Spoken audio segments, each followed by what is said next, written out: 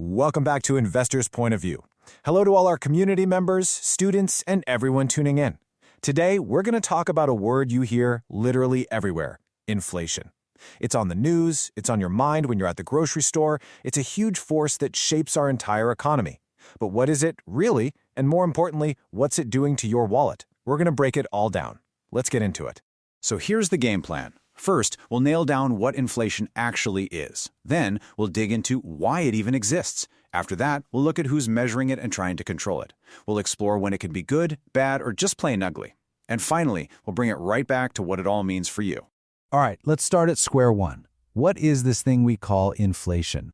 You know, the classic way to explain it is with this idea of a basket of goods. Just picture everything you buy, your food, your gas, your housing, all in one big shopping cart. If that cart cost you $100 last year, and this year the exact same stuff cost you $105, well, that's 5% inflation. Pretty straightforward, right? Your money just doesn't go as far. But there's a much deeper way to think about this. And this is a really critical mental shift. Most of us think, oh, prices are going up. But the reality, the deeper truth, is that the value of your money is going down. It's not that the bread or the gasoline suddenly became more valuable, it's that each dollar in your pocket has lost a little bit of its power. It buys less than it did before. That's a huge distinction. So that begs a pretty big question, right? If inflation is eating away at the value of our money, why do we even have it? Why is it a feature in pretty much every modern economy? Well, turns out there are some really powerful engines that keep it running. The first one is actually a good sign. When the economy is healthy and growing, more people have jobs, wages are up, and we all have a little more cash to spend. And what do? We buy stuff. But if companies can't keep up with all that demand, if they can't make things fast enough, well, prices are going to rise. It's just simple supply and demand in action. Engine number 2 is a little more direct. It's all about the money supply. Central banks have the power to essentially create more money out of thin air, or they can lower interest rates to make it way cheaper to borrow. The result? There's more money flowing through the system. But if you have more dollars chasing the same amount of goods and services, each one of those dollars is going to be worth a little bit less. Now this third engine, this one is the big one, the one that's kind of built into the system itself. Our whole economy, from governments to big companies, right down to our own mortgages, is built on a mountain of debt. And here's the thing, a little bit of steady inflation is actually good for paying off that debt. It means the dollars you're paying back on a loan 20 years from now are worth less than the dollars you borrowed today. It slowly, quietly makes that huge debt pile more manageable. Okay, so we've got this incredibly powerful economic force that's always there. You'd hope that someone is keeping a very close eye on it, right? You bet they are. So let's talk about how they actually track it and try to keep it under control. The main number you'll always hear thrown around is the CPI, or the Consumer Price Index. Think of it as the official inflation scorecard.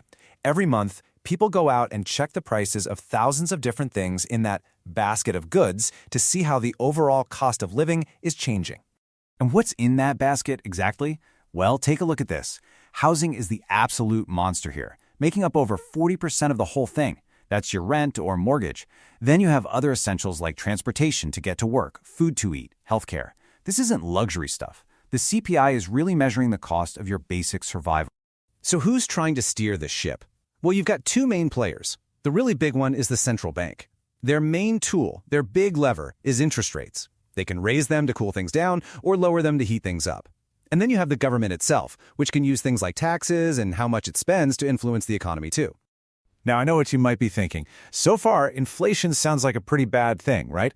But the truth is a little more complicated. It turns out the amount of inflation is what really matters. This quote really frames it perfectly.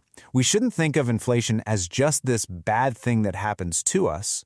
We should think of it as a tool. And like any powerful tool, it can be used to build a strong economy, or if you're not careful, it can be incredibly destructive. If inflation is too low, or worse, negative, which is called deflation, it's actually terrible. People just stop spending money because they expect prices to be cheaper tomorrow, and the whole economy grinds to a halt. On the flip side, you have hyperinflation, which is just total chaos. It destroys savings and rips society apart. That sweet spot, the Goldilocks zone that most central banks aim for, is right there in the middle, 2 to 3%. Okay, we've gone through all the theory. Now, let's get down to brass tacks, the part that actually matters the most. What does this all mean for you? For your bank account, for your paycheck, for your future plans? Let's start with your job. Say you get a 3% raise this year. You're feeling pretty good about it, right? But what if inflation for that same year was 5%? Well, I hate to be the bearer of bad news, but you actually took a 2% pay cut.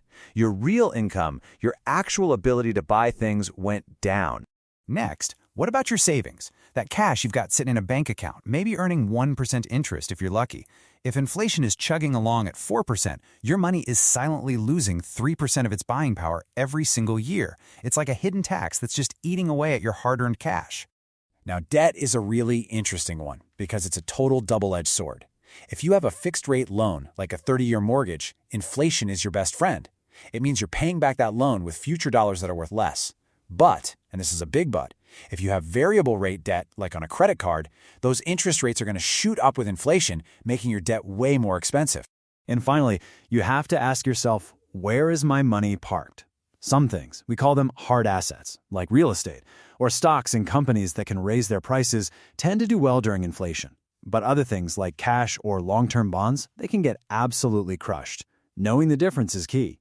So here's the bottom line. Understanding inflation isn't just some boring academic exercise. It's not just for economists. In our world today, it is a flat-out fundamental economic survival skill. It's the difference between getting ahead and falling further and further behind.